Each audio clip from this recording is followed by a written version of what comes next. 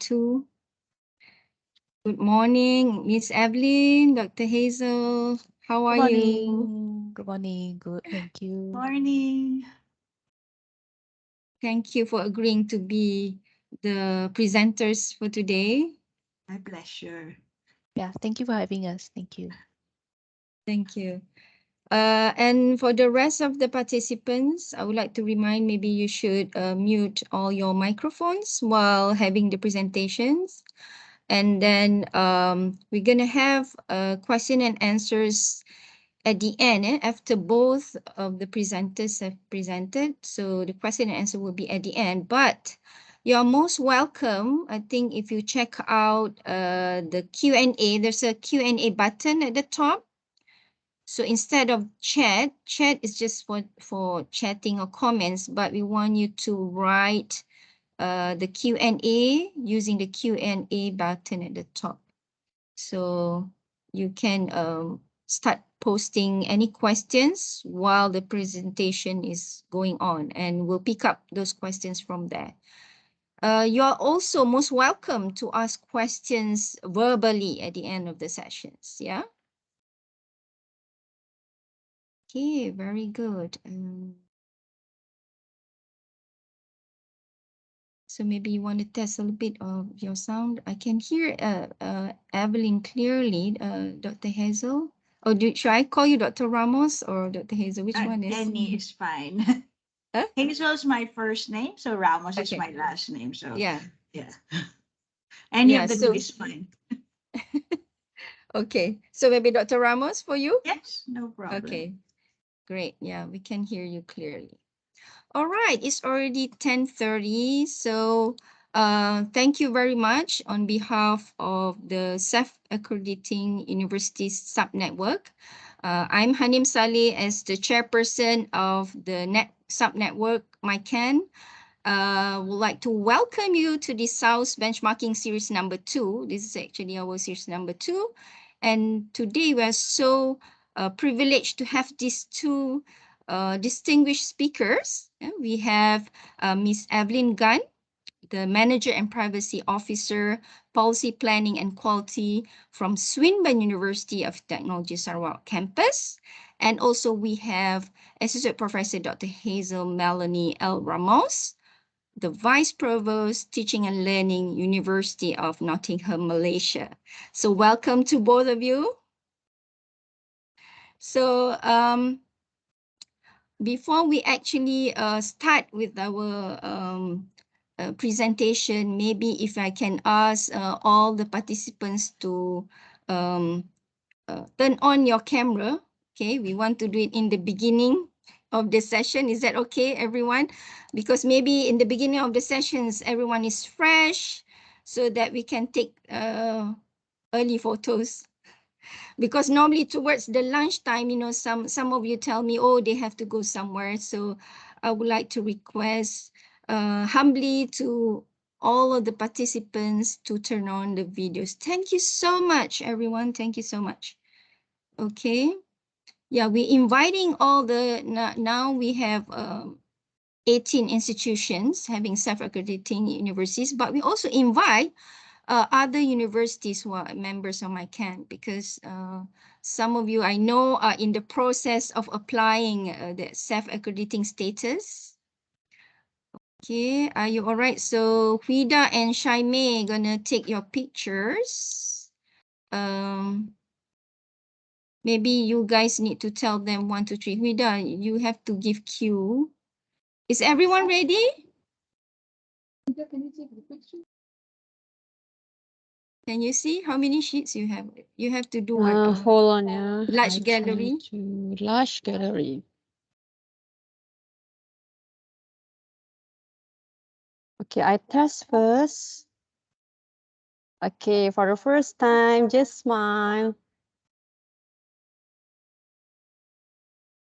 Another one. Maybe there are a few pages on this, or Yeah, hold on. you can also do Okay. what? Together mode. as Okay, well. okay, together mode. I do together mode. Okay, another one. Okay. Okay, smile. 1, 2, 3. Right. One more.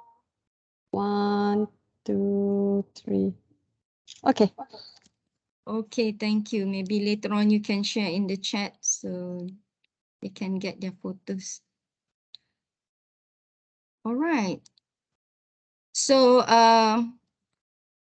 before we actually start with the first presenter, let me just read briefly the speaker's biography. Miss Evelyn Gunn. Miss Evelyn Gunn serves as the Manager and Privacy Officer in Policy Planning and Quality Unit, PPQ, at Swinburne University of Technology Sarawak campus. She and her team work closely with all units across the university in managing the university's self-accreditation status, accreditation exercises, policy documents, CETARA, university strategic planning, and compliance with regulatory bodies, including MOHI, MQA, and the Department of Personal Data Protection. Evelyn holds a Bachelor of Business Accounting and Master of Business Research from Swinburne. She is an MQA certified quality assurance officer. Wow, she's going to be the first graduating cohort for this year. Well done, Evelyn. And she's also a full member of CPA Australia and a competent communicator, CC, from Toastmasters International. In recognition of her contributions to the university's quality assurance ecosystem, she was a member of the winning team for the inaugural Swinburne Sarawak Impact Award 2021 and was named as highly commended nominee for Swinburne Melbourne's Vice Chancellor's One Swinburne Team Award in 2021.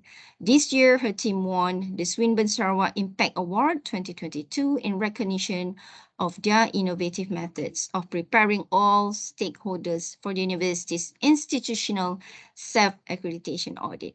Out of her work, her hobbies include baking, music, and sports. So without that's a long and very comprehensive biodata for our first speaker. So without further ado, I would like to call upon Ms. Evelyn Gunn to do her presentation. Your floor, Evelyn. Yes, thank you so much, Prof. Hanim, for the kind introduction. I actually have just shared my slides, and I'll just like to check if everyone is able to see the slides up on the screen. Yes. Okay, all right. Thank you very much. So good morning, everyone. Thank you very much for your time. So I've entitled the presentation today as Conquering the Compliance Evaluation Field Audit.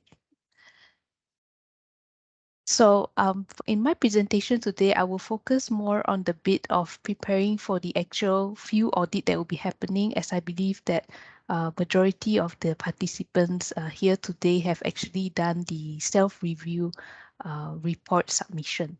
So this is an overview of what Swinburne University experienced.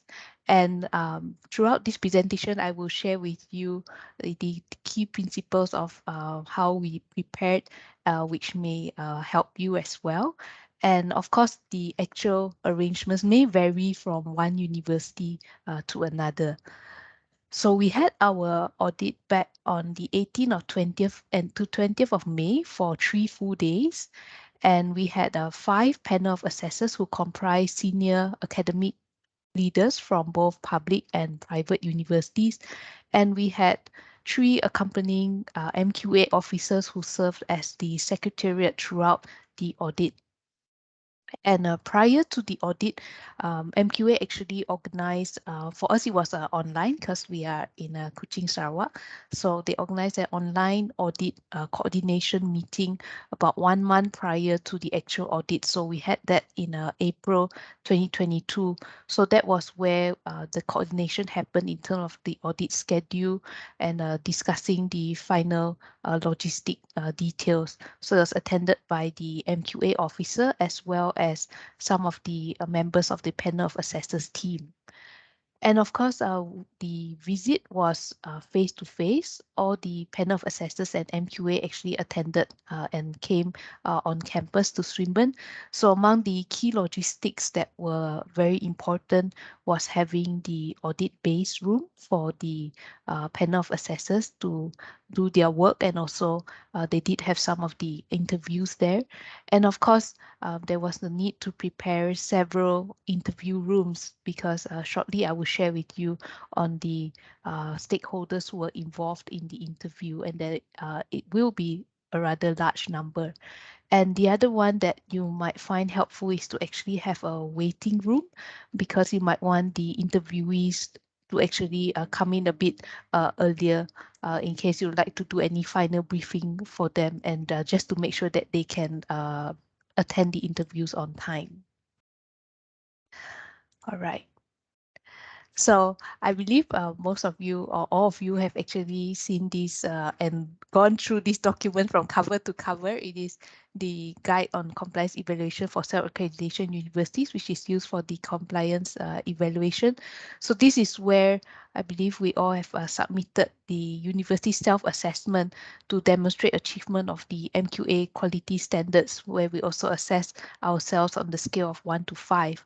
And what happens is that this report that has been submitted will actually be the panel's first point of reference, because that's what they have read, all the information they're coming with, that is actually what's in their mind before the field audit. And so they will actually seek to evaluate the university and validate that what's written in that report is actually consistent with the interviews that they will carry out with the various stakeholders over those 3 days. So this is just a summary. I'm sure everyone is very familiar with this. As you can see, there are 4 areas, and in particular, because it's an institutional audit, you can see from here that it draws on all areas of the university. So in essence, it will actually involve all the departments throughout your university, both the academic and the non-academic, as well as even the board, because as you can see, there is a governance component to this, in addition, to the university's day-to-day operations. So the 4 key purposes of the field audit is, of course, to verify the content of the university self-report, review report that was written and submitted. Yes, very voluminous. Sure, we were all here involved in compiling all the text, all the evidences. And of course, the panel will seek to acquire insight into the university's operations through observation and interaction. That's why there will be a lot of, in that sense, interviews and discussions happening during those 3 days. And it's also to conduct a qualitative assessment of factors that may not be easily documented in written form. So because what happens is, in the report, that contains a lot of data, a lot of text, but a lot of it needs to be clarified through interviews as well. And there will also be a time for actually inspection of the facilities, and that's why the audit will be done face to face on the campus. This is a macro view of how an audit schedule would look like. It may vary depending on your university. However, I think the gist of it would be something along these lines. So on day 1, there will be the usual opening meeting with the CEO or with your vice chancellor, along with the senior leadership team. And you also need to actually have your board of directors to be ready. And so I believe during coordination meeting, MQA will give you further details perhaps more details as to which members of the board they would like to meet. And of course, there will also be interviews with your senior leadership team as well. And there will likely be a session with the quality unit. And of course, with external stakeholders would be students. Students, as this is an institutional audit, it will be students from all levels of courses, from foundation up to postgraduate, and need to have a good mix of those from the first year up to final year. And of course, very importantly as well, is that the panel would like to meet your alumni as well. And so during the coordination meeting, I believe that MQA would also give you further details as to what kind of mix they are looking for in terms of especially the students and the alumni. And on day 2, there will be interviews with both the academic staff and non-academic staff. And of course, during coordination meeting, MQA will also discuss with you further details on the mix of academic staff and non-academic staff as well.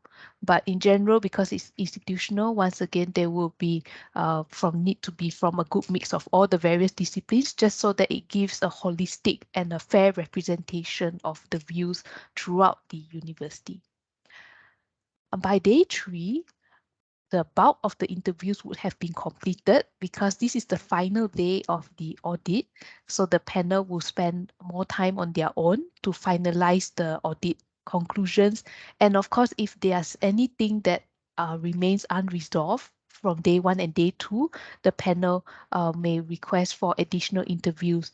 So it's important that, especially for staff members, that you keep them on standby and available until the third day in case they are needed again. And of course, there will be requests for information throughout, and on the final day, the panel will be going through all the documents. And if there's a campus tour, it may be on this final day as well for them to verify the facilities. And the audit will conclude with an exit meeting. So this sums up how a macro view of the 3 days. All right, so now I will start with some of the key preparations that where perhaps might be helpful before the audit. So I've categorized them into 3 areas. The first one is people management. It's really crucial because for the field audit, in the sense all the paperwork has been submitted. So interviewees are of very paramount importance during these 3 days.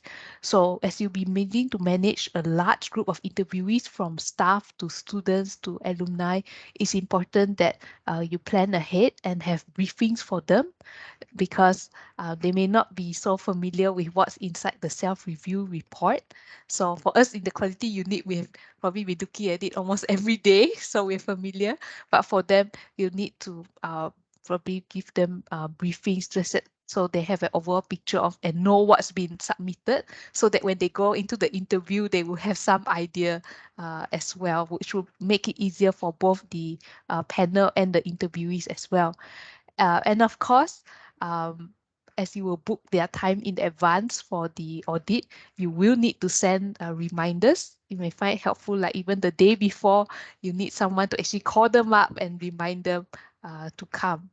And what will happen is that nearer the date, it's usual there will be some who have other commitments and cannot make it.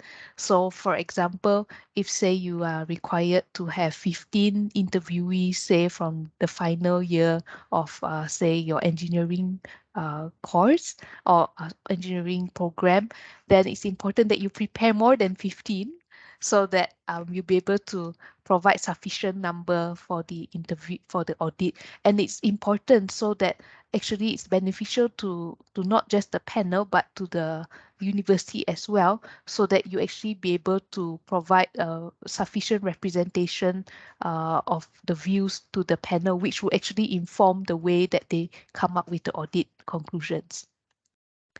And because it's a face-to-face audit with and managing a large number of interviewees, and the logistics is quite a bit there, in case there are insufficient people within your quality unit per se, it is good to actually get help, audit helpers from other departments as well. So you can do that by planning a bit ahead to actually reach out to perhaps the head of the departments and ask them if they can provide people and your colleagues from other departments to actually help you during those 3 days. The second one is facilities management. So what we did find helpful was that because the panel, of course, they are rather time constrained to get everything done in those 3 days, is that if possible, you have a self-contained audit floor. What this means is that you have all the amenities for them, from the audit base room to the interview rooms, and if you need to perhaps prepare temporary prayer room or surau, that you have that all closely located to one another if it's not possible to have it on one floor, just so that it will actually ease them in terms of the whole visit and make it easier to move around. It will also be easier for you so that you will not be running up and down to manage all the logistics. And the other thing to be prepared for is to ensure that your interview rooms are set up for hybrid or online interviews, because especially like, for example, the alumni, they may be working or even located overseas, so they may be dialing in. And of course, post-pandemic, one of the things that have come up is that if people are at times unwell, it will be advisable for them, if they're still able to join the interview, to join from home. So it's important to have all these ready, so that if it happens during that day, you have it ready and you just run it. And the other one is to, of course, ensure that all the facilities are in order. What we found helpful was not just to prepare the list of the facilities, but to actually walk through it and to make sure that it's practical and it works. Because sometimes when it comes to institutional audit, we may have certain facilities that were sitting there, and then when it comes to the audit, then only we use it. So if you without a walkthrough, you won't be able to know whether it's actually working. So it's good that you actually test it out beforehand to make sure that it's all working, so that when it comes to the actual audit, it's all ready in working order. And of course, document management. So the self-review report has all been submitted in a soft copy, but we did actually prepare printed copies for the panel, because sometimes just for very quick reference, though we prepared the laptops and they also brought their laptops and whatnot, it was quite handy. So you may want to consider that. And also, there may also be extra requests for information, perhaps after the coordination meeting with MQA.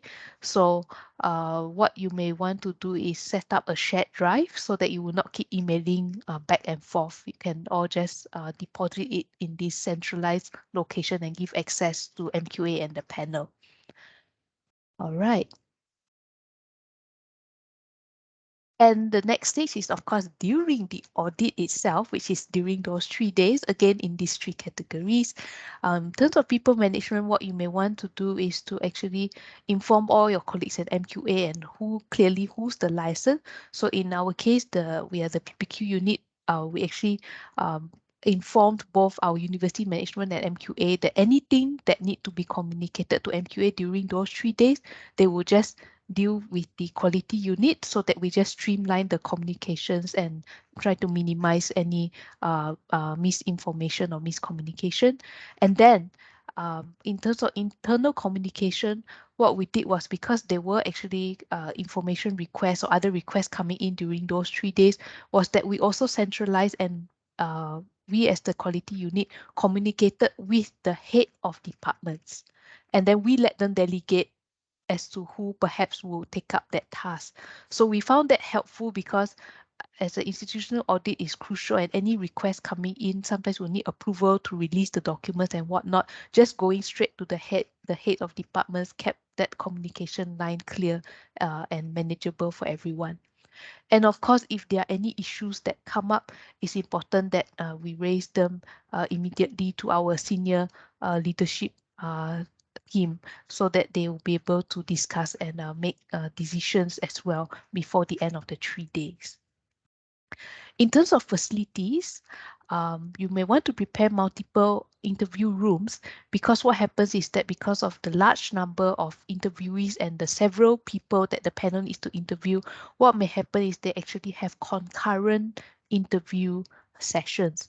What this means is, for example, if you have 5 panel of assessors, they may split themselves up into, say, even up to 3 interviews at one go. So that means, say, 2 of them may take interview session 1, the other 2 will take interview session 2, and 1 of them may take interview session 3, and say all are actually running concurrently at, say, 2 p.m. So because of that, you actually need 3 rooms at one go. So those are things you may want to consider to prepare. during this audit. And of course, the one I mentioned earlier, which is the hybrid interviews as well, to just be prepared that may happen during the audit.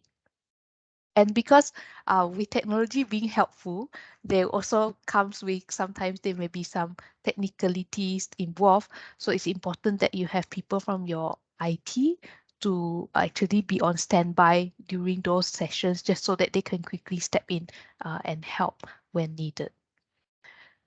In terms of document management, there will be likely, at least for us, there were requests for information coming in. Sometimes to let you know, it may happen at night as well. So you need to be on standby at your phone, because the panel will actually have their coordination meetings in that sense after the audit, because during office hours they're at your university. So after that, when they go back, they may have their internal meetings. So sometimes you may get requests from MQA at night. So yeah, during those 3 days, you may need more coffee. So yeah, to stay up. So what will be good is that, because the auditors or the panel are also time constrained, is that if you're giving them a voluminous document, for example, it's a report, it's 100 pages. Yes, you need to give that report of 100 pages, is to actually help the panel by highlighting the relevant pages or sections for them, instead of just giving them the whole 100-page report. So this will help them and help ourselves as well, so we can explain better to them and make it more efficient for everyone. Okay. So yeah, for this final slide here, what's important is that during these 3 days, yes, if we're running up and down, is to just stay calm and breathe. And the first and foremost is, don't panic. No matter how well prepared we do it, there will just be things that crop up during those 3 days. So important thing is, just don't panic.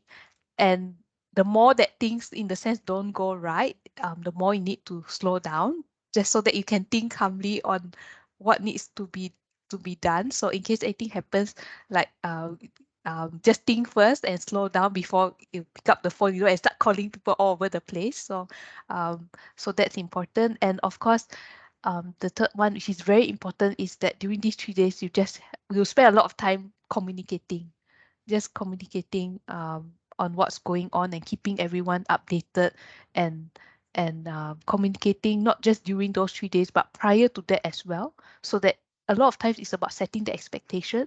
So I believe that institutional audit, the university management is well aware on the importance of this audit. So it's just communicating to them on what's expected, and then during those 3 days, I believe we'll be able to get a good cooperation from all your colleagues. All right, so thank you so much for lending me your ears for the past half an hour, and I wish all of you all the best for the field audit, and any questions, very happy to take them after Dr. Hazel's presentation. But thank you. Over to you, Prof. Hani. Thank you. Thank you very much, Evelyn. Yeah, such an excellent sharing with all the advice. Yeah, and then we can go to the next presenter. So I already posted some message in the chat box. So if you cannot see the Q&A button at the top, maybe you can also type it, while, just in case you forgot the question. That's why we encourage you to also type in the question. And at the same time, you can also ask verbally later on at the end of the presentation. Okay, so we go to the next presenter, yeah, Associate Professor Dr. Hazel Melanie L. Ramos, who is the Vice Provost Teaching and Learning at University of Nottingham, Malaysia.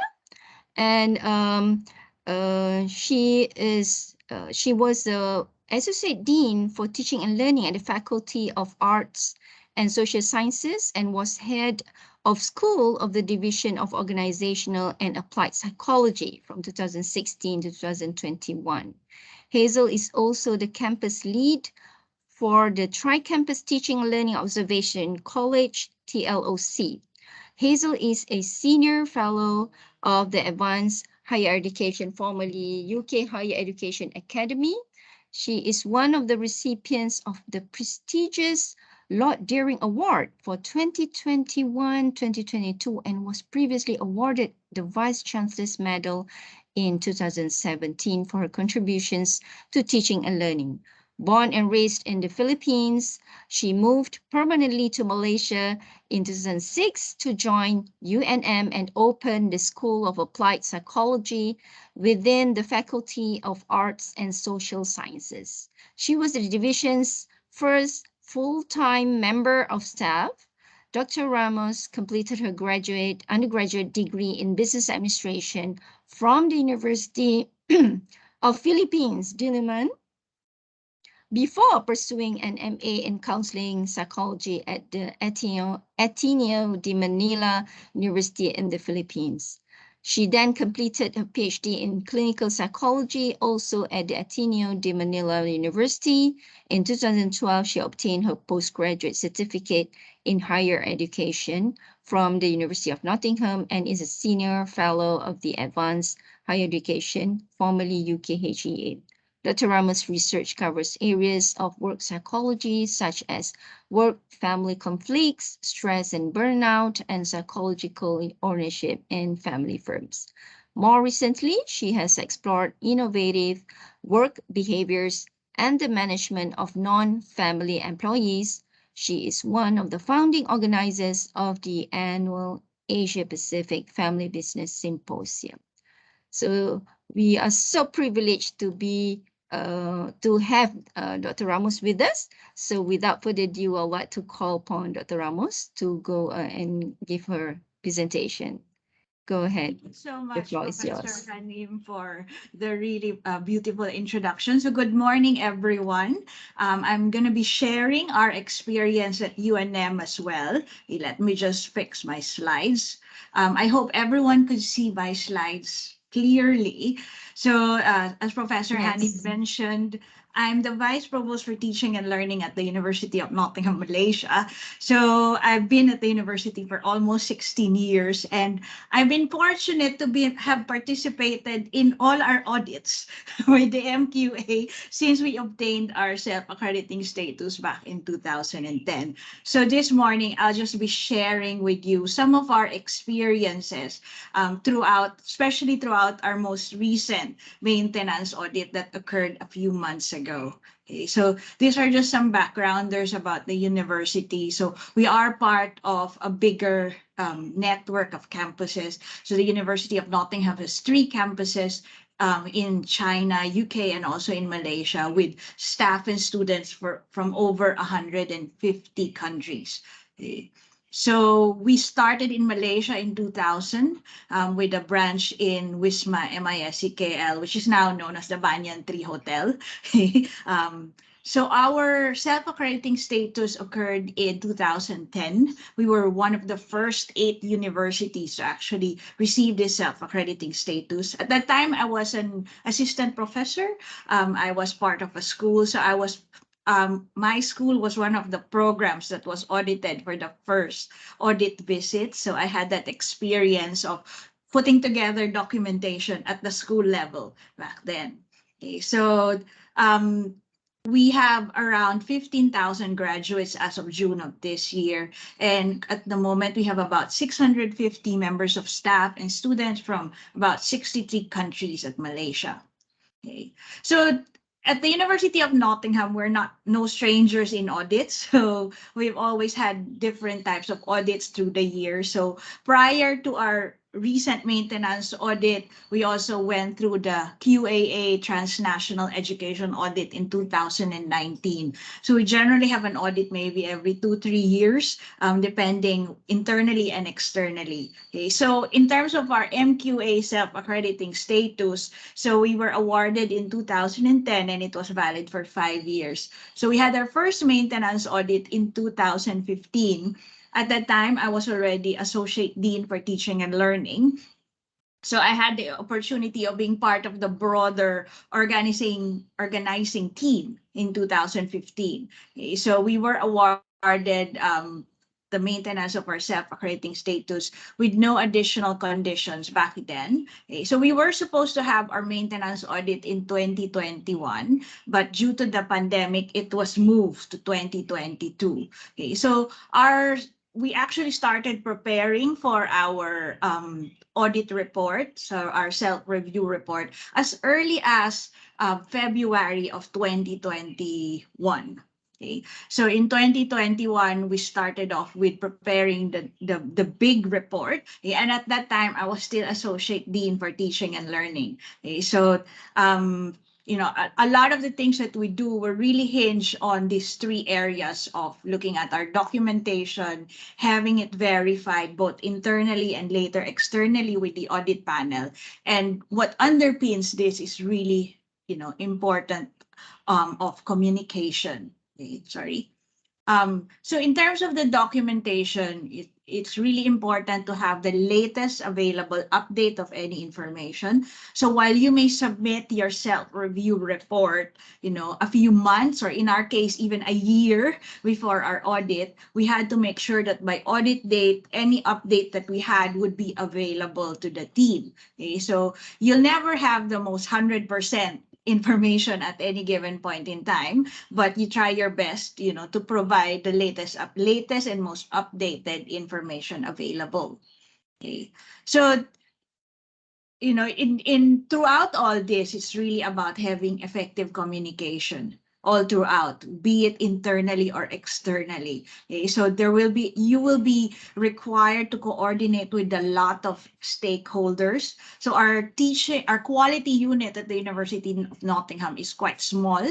It's led by the Vice Provost for Teaching and Learning. I have a Teaching and Learning Manager, and we have one administrator with us. So technically, it's a team of three, the quality unit, but we are supported by the faculty. So we have our associate deans for teaching and learning at our faculties, and we coordinated a lot with the deans of the faculty managers, and also heads of our professional services unit.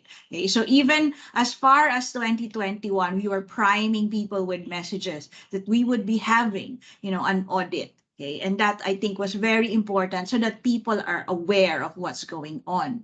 Okay, and this is because we really believe in that quality is everyone's business. You're only as good as your weakest member of your team. Okay, so if everyone is aware of what is going on, then there is a bigger chance that people will help you and people will cooperate. Okay. So it's important that you have a clear process in mind. Okay? So, you need to plan ahead. I think Evelyn really presented a good plan when in their experience with Swinburne. So it's not just during the audit itself, but before the audit and even past after the audit itself. Okay. So in preparing our self-review, so pre-audit, we created actually a working group. Okay, so our working group was comprised then of the quality unit led by our previous vice provost for teaching and learning and the associate deans. So I was the associate dean at that time.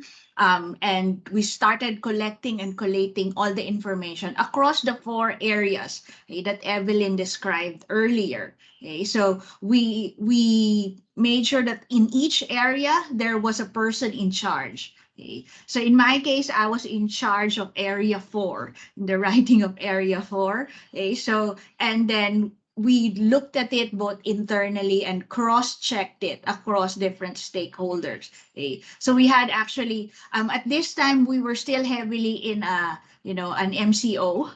Okay. So a lot of our meetings were online. So even our document verification had to be done online through our SharePoint facilities. We also created the Teams, where we house all our documents as we finalize them. So we were able to submit our report at the end of March 2021. Okay, so at that time, we were expecting a potential online audit visit. Okay, but eventually the visit got postponed so that it became face-to-face in early of this year. Okay, so I became Vice Provost for Teaching and Learning in September 2021. So I took over the main preparation from my predecessor, okay, as we continued in preparation for the physical audit. So we had our coordination meeting with the MQA Secretariat and the chair of the panel in early March 2022. At that time, we've already agreed upon a final date. Okay, it was towards the mid of March. Okay, so MQA will give you a period of time. So we were asked to provide dates from January to March 2022. Okay, so we took into consideration when our students were going to be returning, because in early 2022 we were able to start welcoming back students to campus. Okay, at the same time we had limited face-to-face because we were still required to follow SOPs. Okay. We also had a new provost. Okay, so we were waiting for a new provost to be physically present in campus during that time, so we couldn't do an early January. Okay. So in the end, we agreed on the third week of March 2022. Okay. So once we've had our coordination meeting where the MQA panel gave us initial requests and requirements, we started our preparations as a university. So we had a series of briefing. So I conducted briefings with our students, our staff, okay, and we've started to identify people who we would be inviting to the meeting. Okay. So we also started preparing our venue. Okay. So in early 2022, we still had a lot of SOPs in place. Okay. So we needed a venue where we could control the flow of the crowd. Okay. So we actually closed the whole floor of one of our teaching blocks. So this required moving a lot of our teaching as well that were initially assigned to those teaching blocks. Okay. So we made arrangements for 5 meeting rooms. We also had made arrangements with our logistics, including security, health and safety, cleaners, catering, and so on. So it was very helpful that we had one singular big venue. Okay? So because we could identify actually who was coming in and out of that floor at any given point in time. So we were prepared that in case there were, anyone would turn COVID positive, for example, we were going to be able to contact trace easily. Okay, so we really had to keep that in mind, especially during that time. Okay. So during the audit itself, so our audit happened on 22nd to 24th of March. Okay, so we welcomed 5 members of auditors led by our chairperson, okay, plus 2 MQA officers. So we had 16 face-to-face sessions and 5 online sessions. Okay, so we had to do hybrid sessions for some of our stakeholders, particularly our management board members. Okay? So some of our management board members are in the UK, such as the Vice Chancellor. Okay? We also involve colleagues, board members who are from our Ningbo campus. So because of travel restrictions, it was just physically impossible for them to come. Okay? We also had online sessions for our alumni, okay, because we couldn't get them to come to the campus because of their work schedules. Okay. So we also had a campus tour, and we even had a demonstration of our systems, those internal systems that we had when it comes to admissions, our teaching systems such as Moodle, and we have what we call My Notting Hub.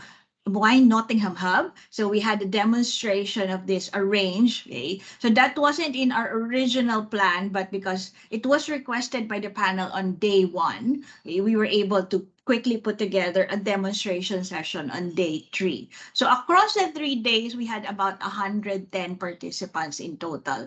Okay? So all the participants had to go through COVID SOP testing. Okay? So our panel were in a hotel near the campus. So what we did was we actually sent a kit for them, a welcome kit, which included paper pencil, a COVID test kit for each day of the audit visit, and also a mask and hand sanitizers. Okay. So we had a portal in the university where all participants had to log on and submit their COVID test on the morning of each day, okay, of the audit. Okay.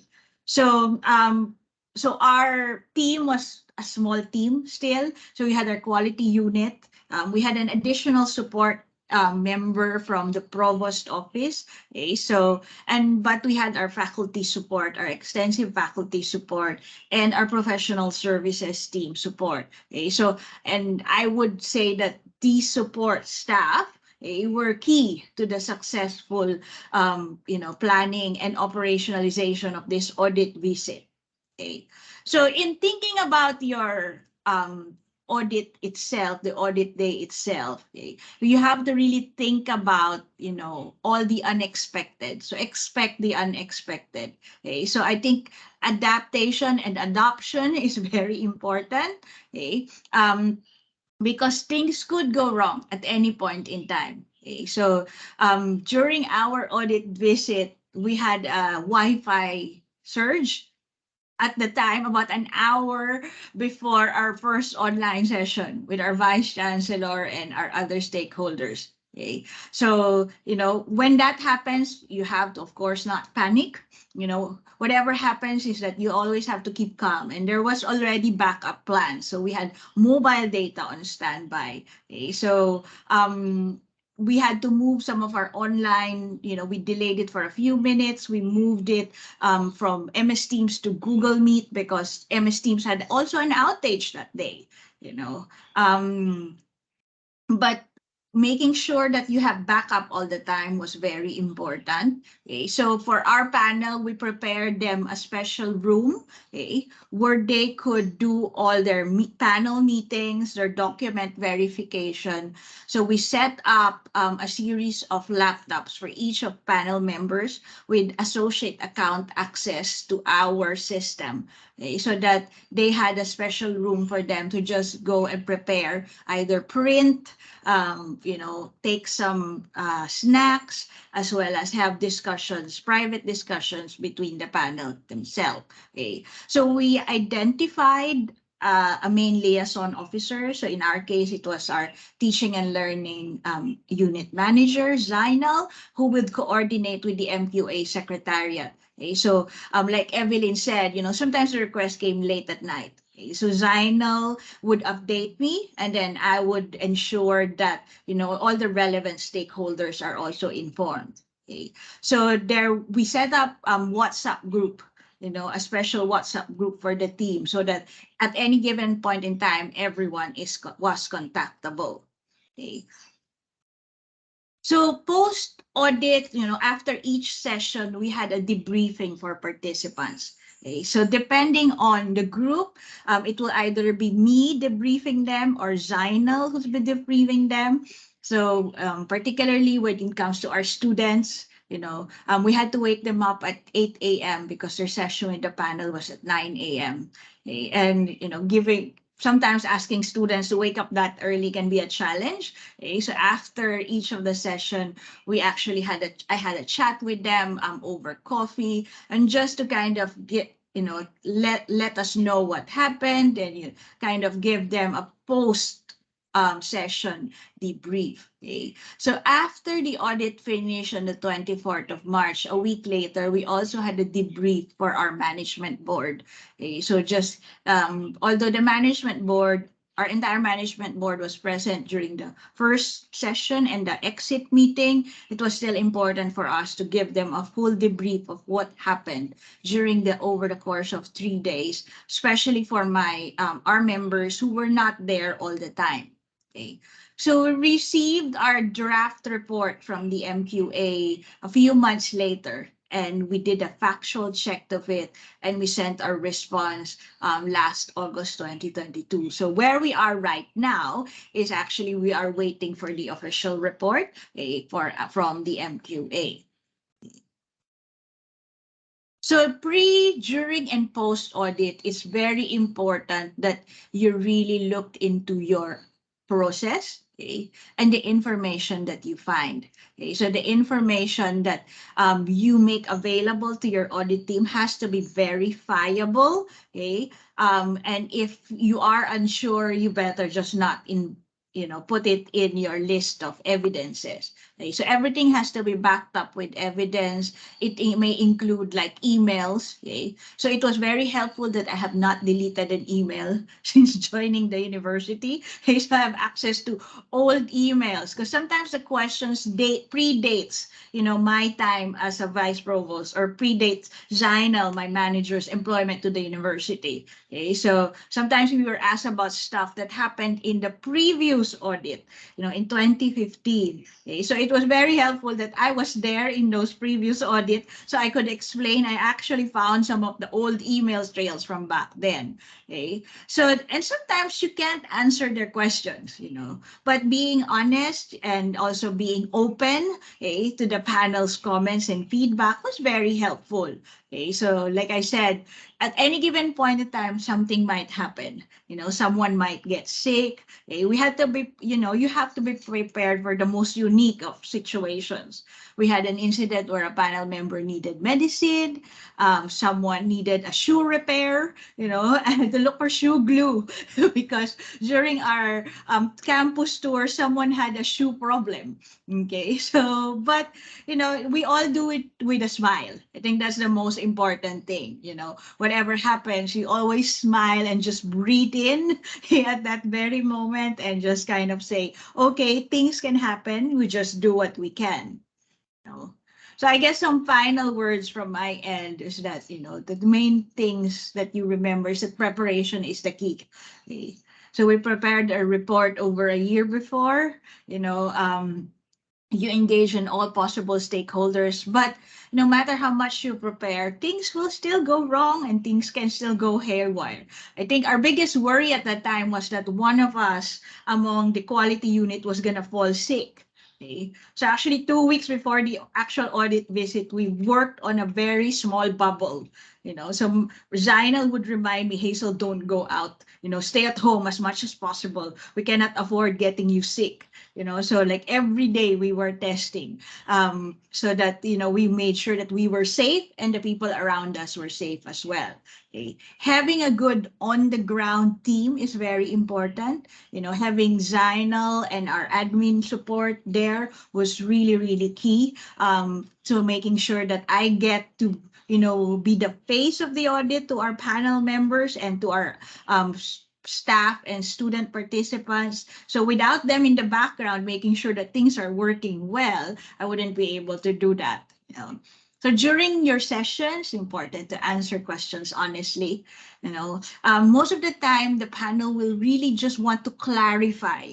For example, in the University of Nottingham, we operate both in the Malaysia context and the UK context. So we had to really clarify most of the time how our processes in the UK mirrors a lot of the things that we do here in Malaysia. It may not be one for one exactly, okay, but there is a lot of commonalities within them. Okay? So when we speak to the panel, we always think of the panel as a panel that is there to help us. Okay? So it's all about getting a constructive session out of it, rather than thinking of it as, they're out there to catch me and punish me. Okay? So having a positive mindset about your audit panel will also bring about a lot of positive insight during the visit itself. Okay? So we were very happy with the draft report that we received. Okay? And I think it showcased, the good working relationship that the university was able to establish with the MQA audit panel. And we were very grateful for their recommendations. Okay? At the same time, we were very grateful for the commendations that they were giving the university and for just participating with us. I think we were the first physical audit that they had during the pandemic itself. So I knew it was, we know that it was very challenging for the panel as well. Okay? So we really appreciate everyone's effort in making sure that during those 3 days, everything was running as smoothly as possible. So that's it for me. I'm very happy to answer questions from everyone, and I'll try to answer your questions as honestly as I can as well. Thank you very much, Dr. Ramos. Very interesting presentation with the sharing of experience. The chat box or the Q&A is so quiet now, except for my questions. Maybe we can go ahead and answer that questions if it's okay. Yeah, I guess these are for both of you. Did you do mock audit? I forgot. For the University of Nottingham, we didn't. We didn't do a mock audit. We were coming off fresh of the QAA audit, so we were familiar. But we did, during our briefing, we did preempt each of the briefing session on what they might be expecting in terms of questions from the panel. Yeah. What about you, Evelyn? Yeah, thanks, Prahani, for the question.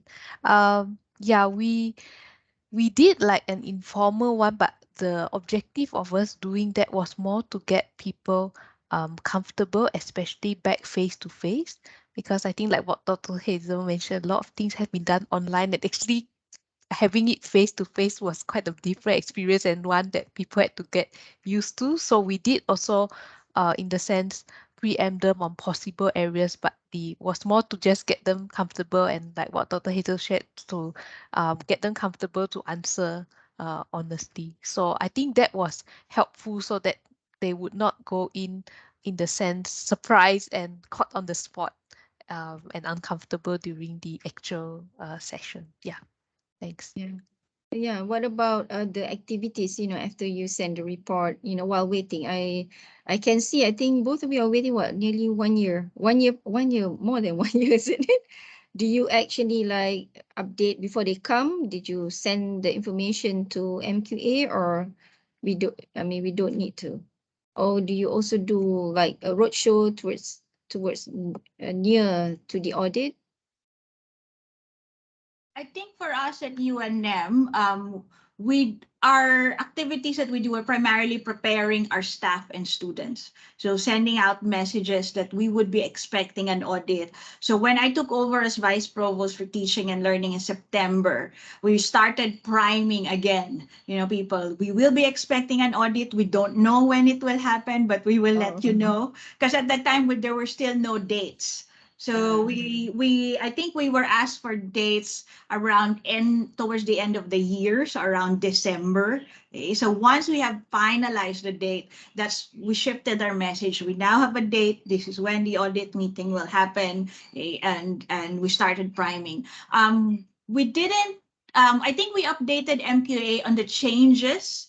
Particularly on the key stakeholder, because we had changes in our management board. So, for example, the change in the vice provost for teaching and learning. So they had to be informed that who is the new person.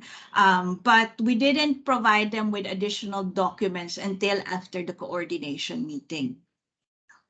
Okay. What about you, Evelyn? Thank you, Dr. Ramos. Yeah, thanks. Yeah, my hours for Swinburne, it's quite similar. And what happens is that because during the prep time, in that time, the COVID cases were still rather high. People were also a lot may not have been so comfortable to meet face to face, and we probably were trying to avoid large gatherings, because in case of anything that everyone would be down. So we did our briefings primarily through online, and at that time we also didn't have a fixed date yet. And then when we did the mock, then that time was closer to the audit, so we kept them in multiple small groups, and then we did those face to face. So mainly similarly, after the coordination meeting, then that's where we actually firmed up what exactly that MQA needed before the audit, and what they would like, in a sense, ready on site. So yeah, that was how we did it. Thank you. Okay, thank you. Now I want Evelyn to continue with question 3 and 4 together.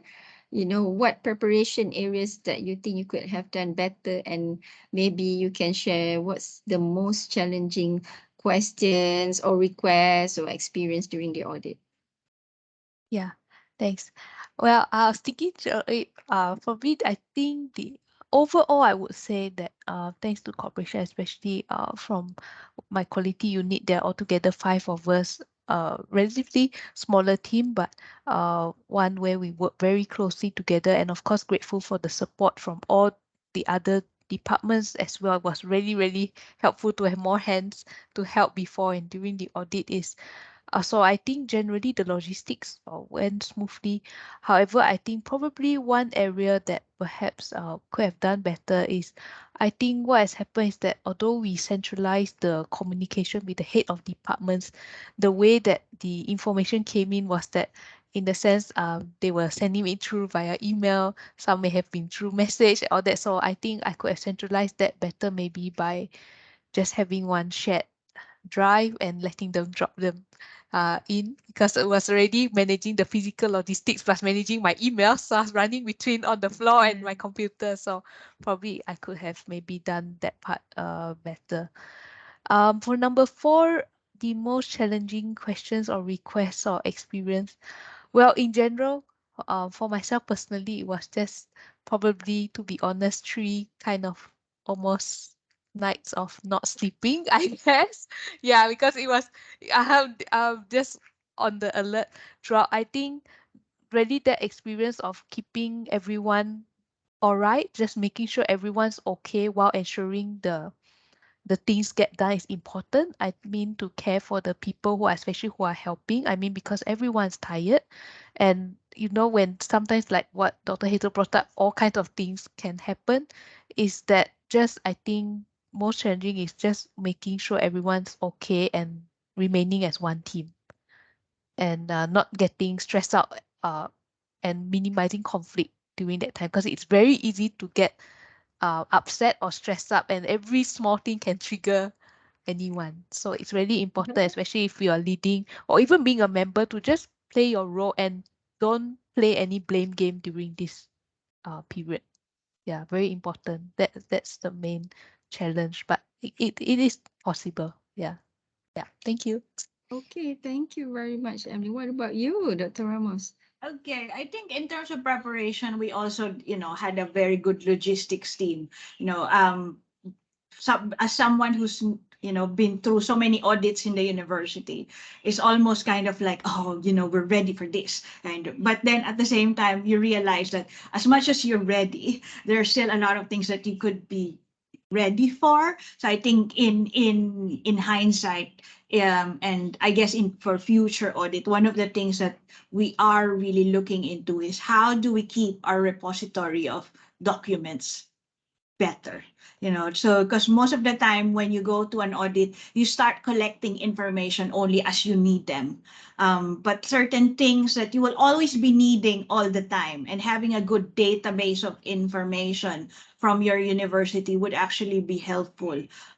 So looking back, I think having a better database management system is something that we need to look into, and we are looking into at the university. Um, in terms of the challenging questions, I think it's mostly about asking us about the nuances of the British educational system.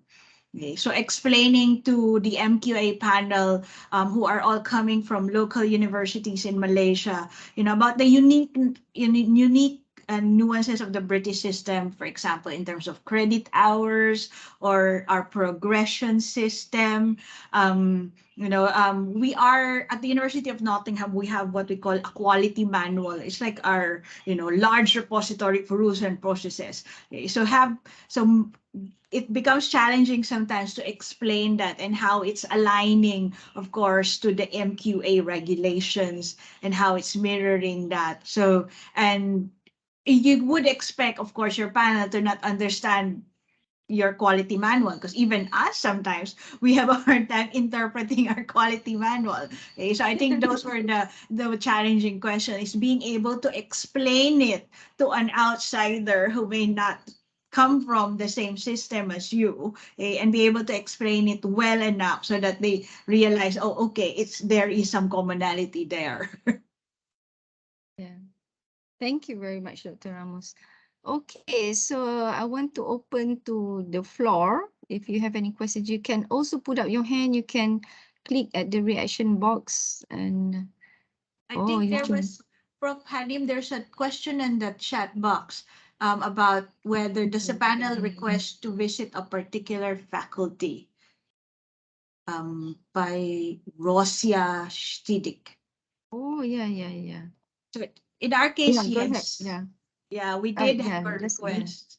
So during our campus tour, they had specific areas that they wanted to see apart from the ones that we set up. Okay, so for example, they wanted to visit our postgraduate research facilities available to our students. So we made that arrangement at the last minute. Also, they would like to see like some of our laboratories and all that. Okay, Yeah, then same we have, experience. yeah, a same experience. Nothing to add. Okay. Yeah, so we have Tuan Haji Jamaluddin, our secretary for my can. Yeah, Assalamualaikum Yeah. warahmatullahi wabarakatuh. Very good morning. Thank you for coming. Yeah, allow me to ask a question. And thank you very much to Dr. Ramos and Miss Evelyn as well for sharing the experience with respect to this self-accreditation compliant audit. I have two questions. The first question, we look at the number of panels. So there are 5 of them, and the areas about 4 areas only. So how how they schedule the audit in terms of interview, maybe 5 panels at one time, or they segregate the group? The first question. Second is on the way to look at the flow of the audit. Yeah. Do they start from the big picture to a smaller picture with more detail, or something? Perhaps you can share the audit schedule with us for us to prepare better for this audit. Thank you very much. Yeah. Thank you. Yeah. Any of you want to take that question? I guess I can go first. Okay, so in terms of the panels, the panel generally had series of separate panels. Okay, so what they did was that they split up the 4 areas, okay, and there will be someone in charge, usually 2 people at any given point in time. So we had up to 3 concurrent panel sessions. But when it came to the more senior members of the university, the panel would converge as one. Okay, so for example, the meeting with the senior management board, all panel members were there, along with all our MB members at the University of Nottingham, Malaysia. Okay, however, in some of the session, for example, with students, with alumni, and also some of our external board members, that was split up across the 5 panels. So usually the more senior group was led by the chairman of the panel, the MQA panel, and then some of the other members would take over other, let's say the student group or the alumni group. And then after every session, they would converge in their main meeting room, okay, and have like a 5-10 minute discussion first before starting with a series of sessions again. Okay, thank you. What about you, Evelyn? Yeah, thank you for the question. Yeah, it's rather similar as what Dr. Hazel would mention. And what I would like to add is likely before your coordination meeting with MQA, when they share the draft schedule with you, I believe they will actually put in these kind of details there as to how they segregate the interviews along with the panel as well. And perhaps on the second question on how's the flow on the questions, whether how do they start with the big picture, macro view, and whatnot. My answer will likely be a yes, in the sense that the interviews will likely start off with, say, your president or your vice chancellor and your senior leadership team. So in a sense, naturally, and your board of directors, so naturally it will start with that overarching picture, and then they will start to triangulate with the respective stakeholders like your academic, non-academic staff, and also the students and alumni. Yeah, thank you. Okay, thank you very much. Okay, we also have, yeah, maybe we take Nohwida. She put up her hand just now. Okay, hi Evelyn and Dr. Hazel. Okay, I'm Huida from Unitem. I only have one question. Okay, I just want to get point of view. During the audit, does the panel of assessor follow up the previous audit issue? Maybe they want to check back, is it this is what they promised they conducted or not. Maybe if they have the special follow up the audit issue, is it they have a special session with the quality center which is monitoring all the audit finding, or directly with the respective BU. Thank you. Yeah. I guess I can start. Yeah. Yes, they do. They do follow up from the previews. So actually, in between the audits, so when we had our 2015 reaccreditation and between until now, there's a midterm report that you submit. I think we submitted ours in 2019. Okay, so kind of give the MQA a chance to see what have you done since the audit visit. So even during the audit visit itself, they still look back at that report. Okay, so if you had any like things that you really had to do before, then they will ask you what happened there. We were fortunate that we had no, there were no recommendations that we had to fulfill from our last previous audit. So we were generally clear in that end. But they did refer to documents that occurred from the previous audit, so we had to dig them out, and we also they also helped us by providing us with some of the documents that I had no access to previously, just to remind us, oh, this is how we should actually look at your your visit. Yeah, so So it was a they did have our previous report with them. yes. Oh, okay. So Yeah, so maybe they MQA did pass have it to them. yeah, so they did have the previous report, and any of, let's say, the must do that you have to have done Yeah. would be MQA should have given yeah, to them, right? Yeah. MQA would give to them. Yeah. What about you, Evelyn? Yeah, thanks for the question. Ours is rather similar as well. So what we did was we also had submitted that biannual report as well, the halfway, the midpoint. And what we did also was that what we had previously audit findings from the 2015 was that we reviewed that, and we actually prepared that for MQA. And if they have further questions, they would check back with the university on it. Yeah, thank you. Okay. Thank you That's very much. that's mean during the roadshow before the MQA coming to the university, you already shared all the previous finding with the respective business unit. Yes, so Okay. key stakeholders would have access to our reports internally, and we had like briefings, especially to new members of our senior management board. So we had about 5 or 6 members of management board change since the last audit. Okay, Oh. so there's a lot of changes in the university. I just wanted to add as well, from the previous question earlier, that about whether they started with the big picture down to the so yes, in general they did start with the big picture, but in our case there was a lot of adjustments as well, because we had to take into consideration the schedules of some of our stakeholders. So for example, our vice chancellor who's in the UK, we cannot interview her at morning time in Malaysia, because it will be like 2 a.m. in the UK.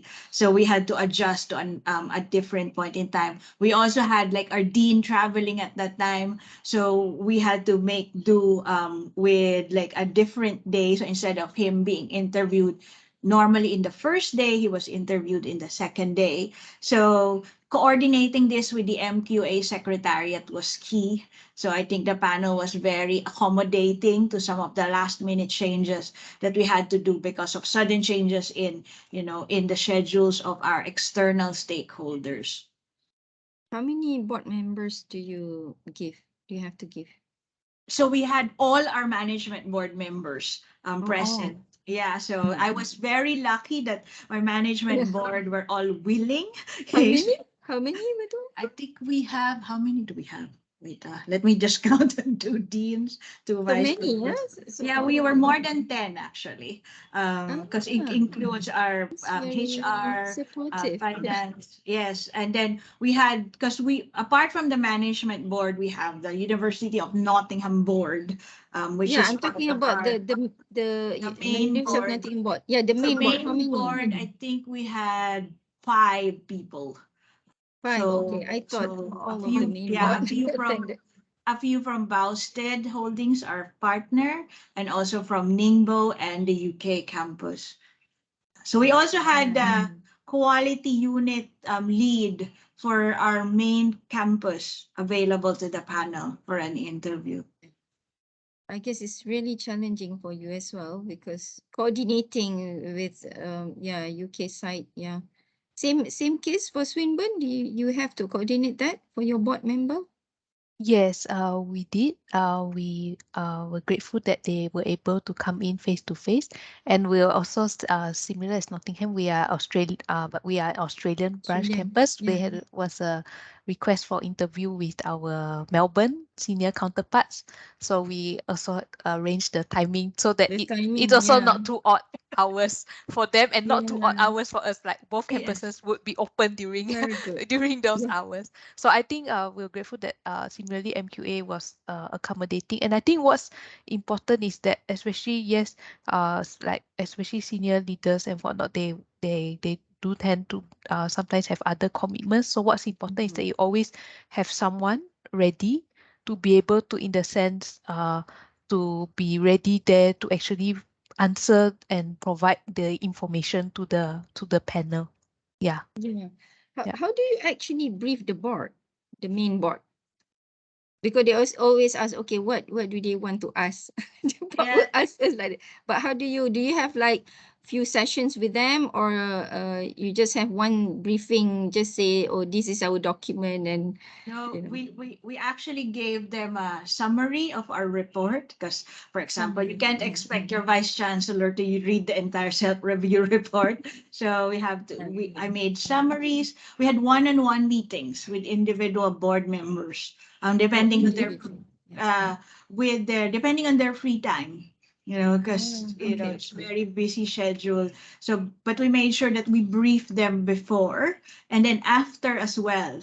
After the meetings, we had also post audit meetings. Post audit, yeah. Yeah, just to get their views and their experience. Okay, we could also feed it back to our panel. Okay. How far from the actual audit did you actually brief the main board? I think for us, it was about a week. Because that Not was so their early. not too early. Primarily because it was just their free time as well. Yeah. Okay. Is it same case for you, Evelyn? Yes, it's good to actually do it about 1 week before, because if it's too early, they of course have several commitments on their schedule. Then they will like it like fresh in their mind. So 1 week before, it's just nice. Yeah. And during that 1 week before, my PA cleared all my schedules for any other commitment. So like my focus was just this audit. And then even my, like, if I had teaching to be done, we moved around it just to make sure that if last minute changes needed to happen, I was gonna be available.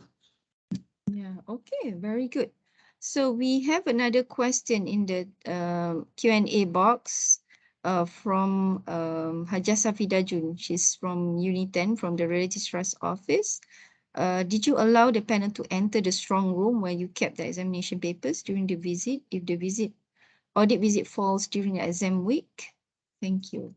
Yeah. In University of Nottingham's case, it wasn't exam period during our audit. Although it was a teaching period, we were in the middle of the semester. I think we specifically avoided the exam period to avoid disruption to our students, because although an audit was happening in one of our floors, we had to make sure that all other operations remain smoothly and that our students' experience were not affected. We did give access to panels for our exam questions, which are all housed in our online database, so that they can have a look at how our exams process. They also spoke to our exams officers so that they could explain to them the different examinations processes at the university. But not the strong room? They didn't go to strong room? No, we actually don't have a strong room. We don't have a Oh, physical really? space. Yeah. So our exams of it are all our materials are actually Oh, kept because strong. we've been doing online exams as well.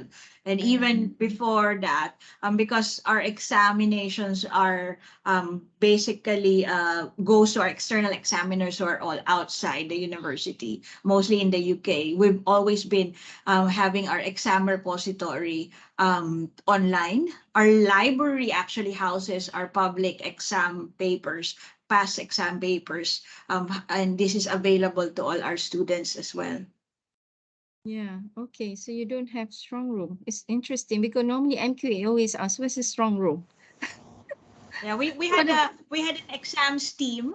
So I guess that's our closest thing to a strong room. So we have an exams office, so they would house it, Yeah, but it's a very small office in the sense that they don't have many physical documents there. I see. Okay. What about in Swinburne? Yeah, thanks for the question. Similarly, for us, it didn't happen during the exam week. We do have a strong room, however, believe it at least for us, the panel didn't specifically request to see it. But what I would say that maybe just to help Safita with the question is that you would want to try to meet whatever as long as it's within the scope of the audit, the request from the panel so that it will actually help them with their audit conclusions. Because if you don't provide it to them, it could be deemed that you don't, in the sense, have it when actually you have it, but it will Have be it. seen that way because as from auditor point of view, they don't have access to it. So I think that should be fine because I think all the audit panel they are that you would get I be at least for us, what will happen is that the panel are appointed, but they will write in to your president in the sense you have the opportunity to have a look at who your panel are, I believe. And if you feel that you're really uncomfortable with any of them, you have justification, you can feedback to MQA prior should you have concerns. Yeah. Thank you. Yeah. Okay. Thank you. I don't see any question. We still open if any of you want to ask any question. There are 43, yeah, in this meeting. We are a bit early, only 11:49 now. I guess they are okay, everybody. Okay. The presentation was really clear, that means, yeah. And they are, most of us are ready, I guess, for the audit. I mean, if you have like anyone has like would like to have conversations later on, think of questions. I'll be happy to have a chat. Just send an email. Prof. Hanim has. I think the organizing team has my email or through Zainal, who's Yeah, representing through us. the reps, yeah.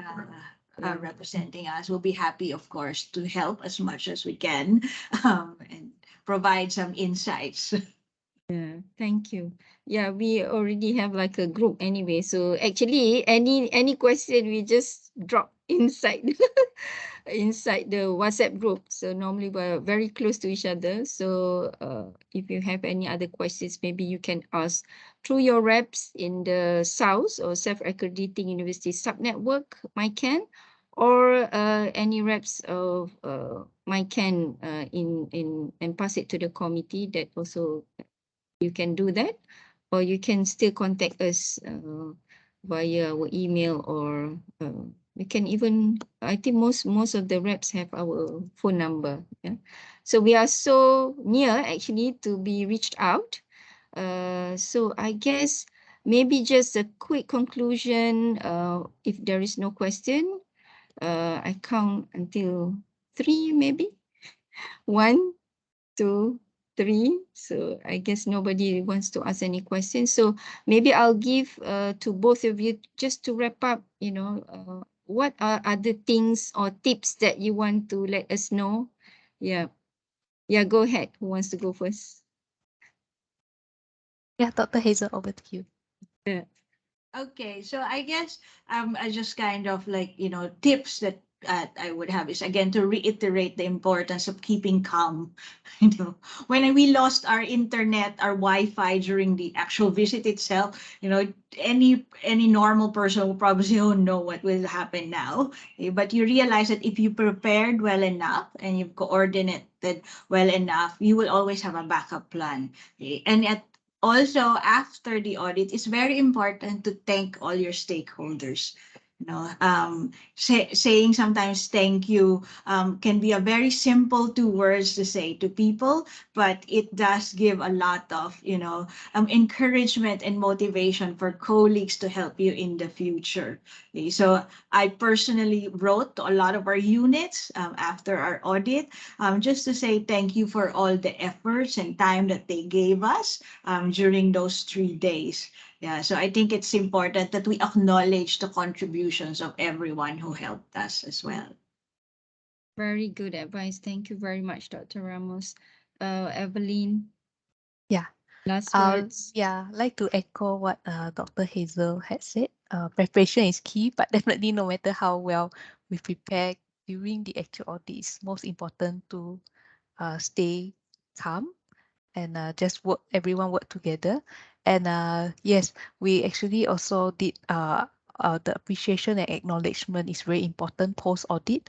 So like for Swinburne, we had a message that went out from the CEO's office actually to thank everyone and showing appreciation for everyone, just acknowledging the contributions is very important. And even if you informally meet them across bump into them on campus. Just saying thank you to people is no harm. Nobody will reject a thank you and appreciation. Yeah, thank Okay, you. thank you very much. So I guess give them a round of applause. Maybe you can't see, maybe just put your reactions there. Thank you very much to all of them. So please join me to give reactions to the panel or the presenters. So I guess that's all for our sharing session. Thank you very much. So, there's a question. Maybe can both of you share the slides to all the participants? So Yes. we'll put up in the SAUS group and MyCan group, and also the pictures. Rida, can you share the pictures after this? All right, so I guess that's all. That's the end of our session. Thank you. Thank you, everyone. Thank you Thank for your you. participation as well. Have a good day, everyone. Yeah, Miss Lillian is here from UCSI.